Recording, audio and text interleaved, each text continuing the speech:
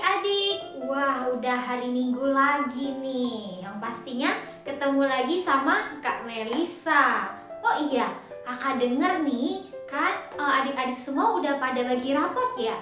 Kakak harap hasil rapotnya semester ini good, bagus. Semua nilainya A. Nah, tapi setelah ini kita kan akan sidang anak-anak. Nah, adik-adik bisa persiapkan hati, bisa persiapkan telinga. Kan pada saat kita mau sidang, kita harus benar-benar dengar. Pada saat memuji Tuhan, kita memuji Tuhan. Pada saat firman, kita mendengarkan dengan baik. Nah, baru deh kita bisa jadi anak-anak Tuhan. Oke, Kak Melisa mau ajak adik-adik semua untuk menyeru nama Tuhan dulu. Kita seru nama Tuhan sebanyak 3 kali. Oke, setelah kita seru nama Tuhan, Kak Melisa akan pimpin di dalam doa.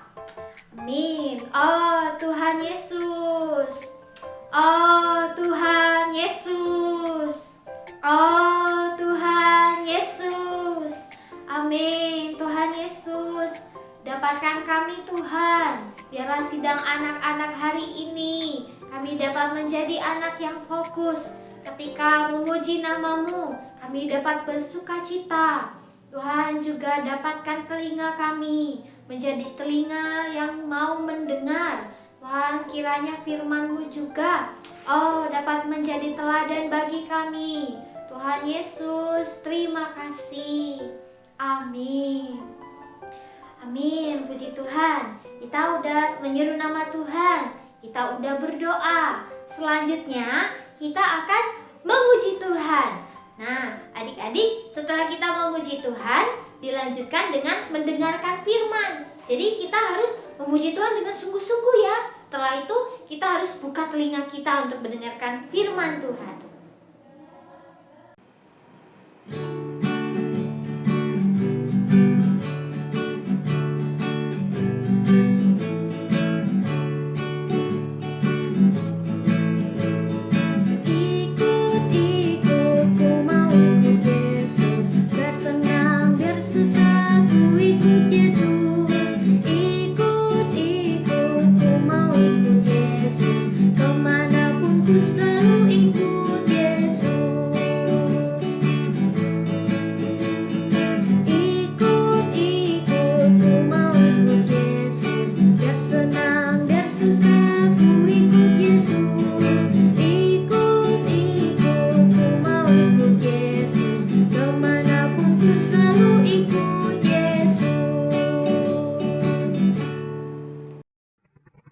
Halo adik-adik, ketemu lagi bersama Kak Cia.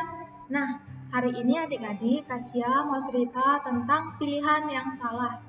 Kira-kira apa itu pilihan yang salah dan siapa yang membuat pilihan yang salah?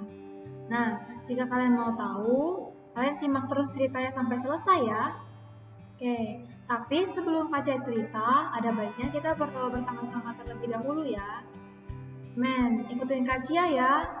Oh Tuhan Yesus, oh Tuhan Yesus, oh Tuhan Yesus. Tuhan terima kasih untuk hari ini kami boleh kembali datang kepadamu. Tuhan berkati telinga kami adalah telinga yang mendengar. Berkati juga hati kami Tuhan menjadi hati yang lembut. Tuhan dapatkan seantero diri kami boleh mendengarkan cerita-Mu dengan baik. Tuhan, terima kasih. Amin. Nah, Kak Cia mulai cerita ya. Nah, cerita ini itu dimulai dan berasal dari seorang sepasang suami istri yang bernama Ishak dan Ribka. Nah, Ishak ini berumur 40 tahun ketika ia menikah dengan Ribka. Tetapi setelah dia menikah cukup lama, mereka masih belum mempunyai seorang anak, belum mendapatkan anak. Nah, karena itu Ishak ini mulailah berdoa kepada Tuhan untuk istrinya. Karena istrinya itu mandul dan Tuhan akhirnya mengabulkan doanya Ishak. Kemudian setelah genap waktunya, lahirlah anak kembar bagi mereka berdua. Pada waktu itu Ishak berumur 60 tahun. Nah, anak pertamanya berwarna merah seluruh tubuhnya seperti jubah yang berbulu. Sebab itu, ia dinamai Esau. Sedangkan anak yang kedua, tangannya itu memegangi perut tumitnya Esau. Sebab itu, ia dinamai Yakub. Nah, tahukah kalian, di dunia ini ada 3 jenis anak kembar. Yang pertama, yaitu kembar identik. Kembar identik itu apa? Kembar identik itu adalah kembar yang selalu sama persis. Terus kembar yang kedua adalah kembar siam. Mereka dilahirkan dengan berdempetan. Dan yang ketiga adalah kembar tidak identik. Nah, ini lahir bersamaan tetapi memiliki wajah yang tidak mirip. Nah, anak kembar ini tidak pernah terlahir pada saat yang sama, pasti ada selisih beberapa menit atau beberapa jam. Nah, sedangkan anak kembar yang dilahirkan Ribka ini, Esau dan Yakub, mereka jelas-jelas bukan kembar identik. Mereka benar-benar bertolak belakang seperti halnya 2 orang yang berbeda. Nah, adik-adik, pada zaman itu, kalian tahu menjadi anak sulung adalah sebuah keuntungan. Kenapa? Karena ia akan mendapatkan warisan dari ayahnya yang disebut dengan hak kesulungan. Nah, karena Esau dilahirkan sesaat sebelum Yakub, maka Esaulah yang berhak menerima hak kesulungan itu. Kemudian, sesudah besar, Esau menjadi seorang yang pandai berburu dan suka tinggal di padang. Sedangkan Yakub menjadi seorang yang tenang dan suka tinggal di kemah. Ishak ini sayang kepada Esau karena ia suka makan daging buruan, tetapi Ribka sayangnya kepada Yakub. Tetapi suatu hari Yakub sedang memasak sup yang enak. Saat itu pulanglah Esau dari berburu dan ia sangat lelah. Ia ingin makan sesuatu, maka ia meminta kepada Yakub, "Berikanlah kiranya aku menghirup sedikit dari yang merah-merah itu karena aku lelah," katanya. Karena lelah, Esau sangat menginginkan sup kacang merah buatan Yakub. Nah, Yakub menjawab dengan tidak main-main. Kira-kira dia jawab apa? "Jualah dahulu kepadaku hak kesulunganmu." Kemudian Esau menjawab dengan meremehkan, "Sebentar lagi aku akan mati. Apakah gunanya bagiku hak kesulungan itu?" Nah, kemudian Yakub menjawab, "Bersumpahlah dahulu kepadaku." Maka setelah itu apa yang terjadi? Esau pun bersumpah dan menjual hak kesulungannya itu kepada Yakub. Nah, demikianlah Esau menganggap remeh hak kesulungan itu, sedangkan Yakub sangat menginginkan hak kesulungan itu dan menganggapnya sangat serius. Nah, adik-adik, begitu menjadi orang Kristen, Tuhan juga memberikan kalian semua hak kesulungan, yaitu suatu hari kelak kalian semua akan mewarisi bumi, menjadi imam yang melayani Tuhan, dan menjadi raja. Nah, mewarisi bumi, menjadi imam, dan menjadi raja, inilah hadiah yang Tuhan janjikan jika kalian semua menjadi orang Kristen yang benar. Namun, jika kalian merasa, itu kan masih lama, nggak usah dipikirin. Nah, yang penting sekarang ini bisa bersenang-senang dulu. Nah, adik-adik, itu berarti kalian memandang remeh hak kesulungan kalian, sama seperti Esau. Nah, tahukah kalian apa yang terjadi dengan Esau? Nah, jika kalian ingin mau tahu lebih dalam, kalian bisa membaca di kitab Kejadian pasal 27 ayat 1 sampai 40. Nah, Kaci akan lanjut cerita ya. Dari kitab ini, Ishak telah memberkati Yakub dengan berkat hak kesulungan yang sebenarnya adalah milik Esau. Ishak memohon agar Tuhan ini memberikan makanan, memberikan tanah, dan memberikan ternak berlimpah-limpah kepada Yakub.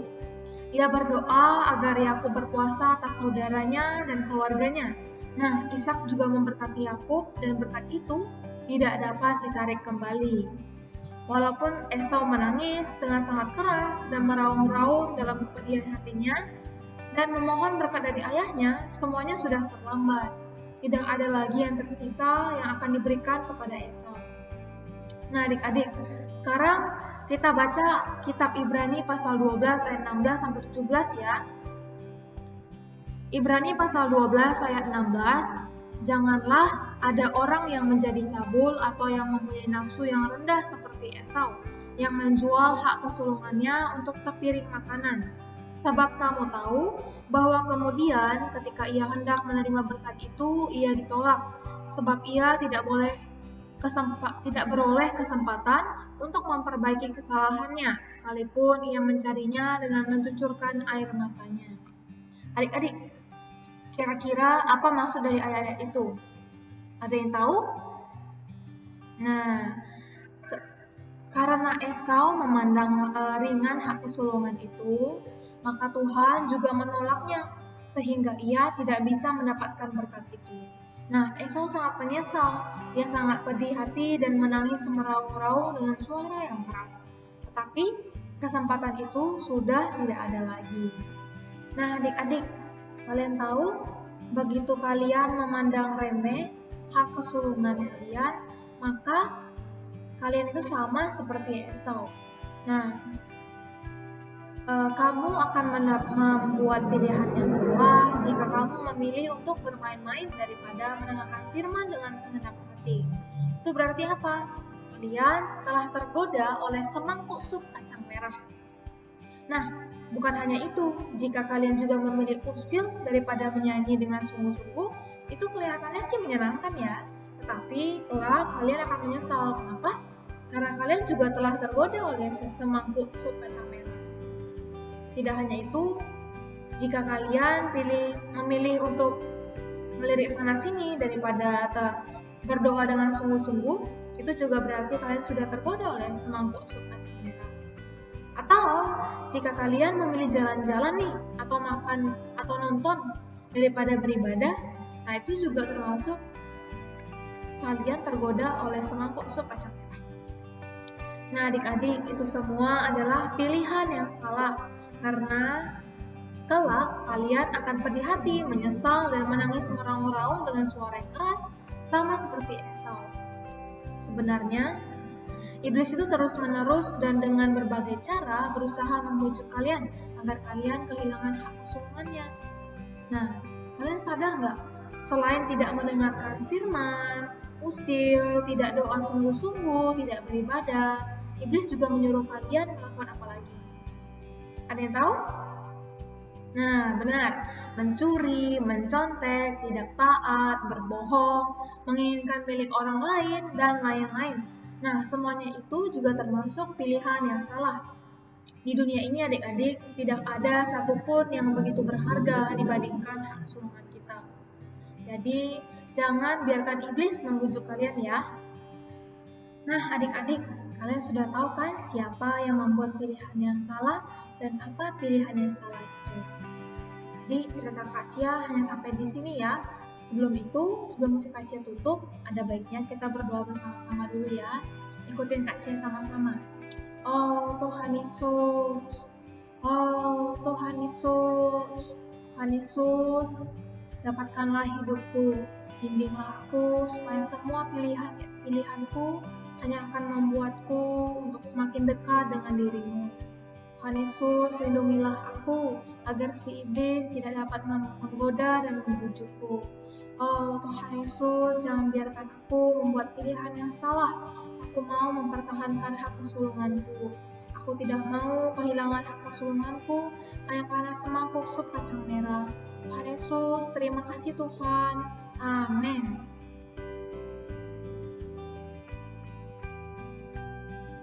Nah, puji Tuhan adik-adik, kita telah selesai mendengarkan firman Tuhan hari ini. Firman Tuhan hari ini berbicara tentang Esau yang menjual hak kesulungannya pada adiknya Yakub, di mana hak kesulungannya ini dijual dengan semangkuk sup kacang merah. Nah, adik-adik, jangan sampai kita menyesali seperti Esau.